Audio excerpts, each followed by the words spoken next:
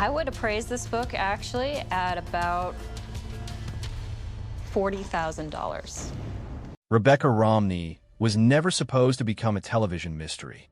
When she first appeared on Pawn Stars, viewers saw a calm, articulate rare book expert whose confidence felt earned rather than performed. She spoke softly, chose her words carefully, and handled priceless historical objects as if she had done so her entire life. For several years, she became the person Rick Harrison trusted when paper items carried serious money and even greater risk. But just as quietly as she entered the public eye, Rebecca Romney disappeared from the show, leaving behind questions that fans still ask today. What really happened? And why did one of the most trusted experts on Pawn Stars vanish without explanation? Rebecca Romney was born on April 6, 1985, in Phoenix, Arizona.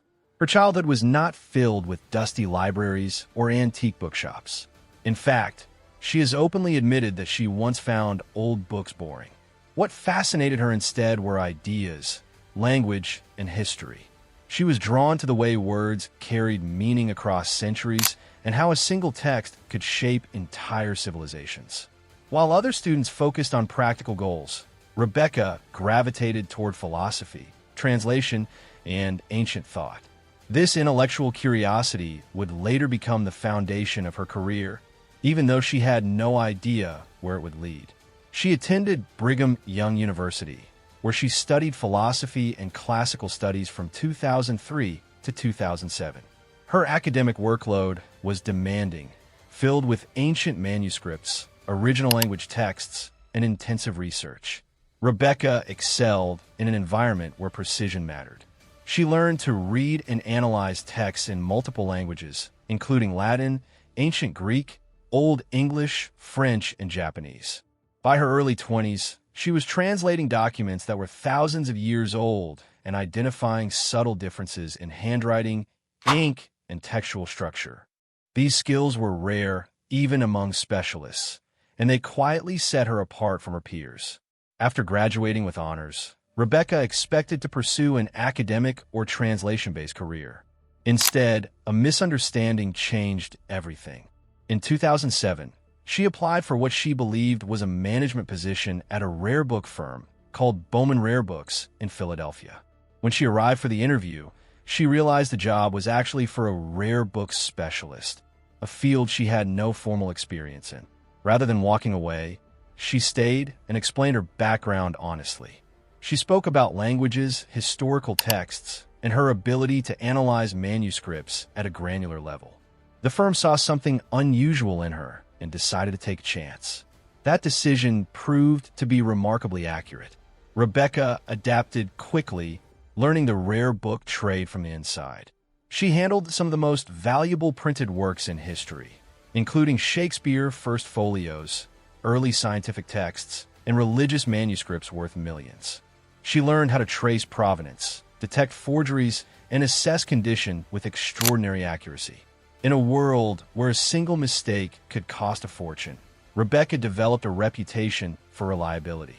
She was not flashy, but she was precise, and collectors trusted her judgment. Her rise within Bowman Rare Books was rapid. By 2010, she had become the gallery manager of the company's Las Vegas location at just 26 years old. A few years later, she was promoted again, becoming one of the youngest senior directors in the firm's history. She oversaw high-value sales and private acquisitions while continuing to build her reputation as someone who could spot problems others missed. This expertise eventually brought her into contact with Rick Harrison. Pawn Stars was already a massive success, but the show required experts who were not only knowledgeable but also credible. The rare book world in Las Vegas was small, and Rick Harrison was familiar with Rebecca's work long before she appeared on television. When a show needed a genuine paper expert, Rick didn't rely on casting agents. He reached out directly to someone he already trusted. Rebecca's first appearance aired in 2011, and viewers immediately noticed her calm authority. She didn't exaggerate, she didn't rush, and she didn't entertain drama. She simply explained the facts. Over the next several years, Rebecca appeared in nearly 20 episodes. She authenticated historical documents, debunked forged signatures, and evaluated books that carried immense financial and historical value. Her presence added credibility to the show, and fans appreciated her straightforward approach. Unlike some television personalities, Rebecca never seemed interested in fame. She treated each appraisal as a professional responsibility rather than a performance. This authenticity made her one of the most respected experts on the series. In 2014, however, one appraisal changed the public conversation around her role. A rare 1841 edition of the Book of Mormon appeared on the show and was valued at approximately $40,000. After the episode aired, online speculation emerged suggesting that the book might have been stolen from a university library years earlier. Rumors spread quickly, fueled by internet forums and social media. Although no official charges were announced and no public accusations were made against Rebecca, the controversy cast a shadow over the appraisal. Shortly after, Rebecca's appearances on Pawn Stars stopped. Her final episode aired in January 2015. There was no farewell, no public statement, and no explanation from the show. Fans noticed immediately.